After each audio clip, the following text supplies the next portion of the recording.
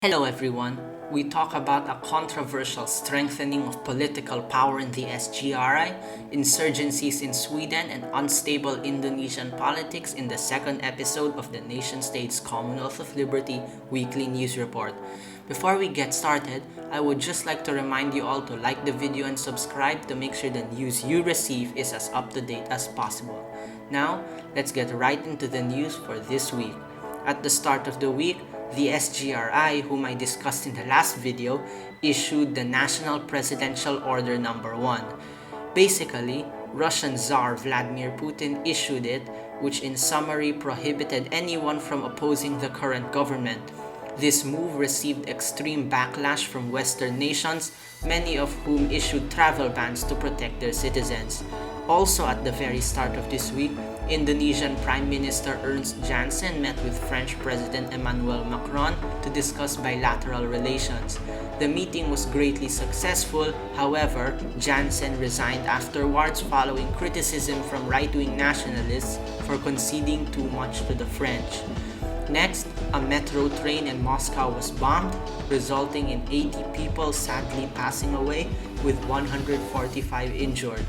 Moscow later announced that this was a result of the aforementioned National Presidential Order.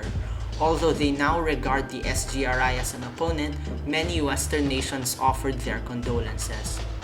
In European news, the EU executed Operation Stabilize, sending 2,500 gendarmerie forces and 7,500 European Corps troops to Sweden as a result of the ongoing SUDF insurgency.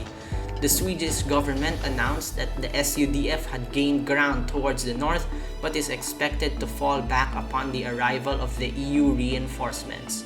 Also in European news, German Chancellor Greta Schäffner began the Asia Pacific tour after landing in Seoul, South Korea.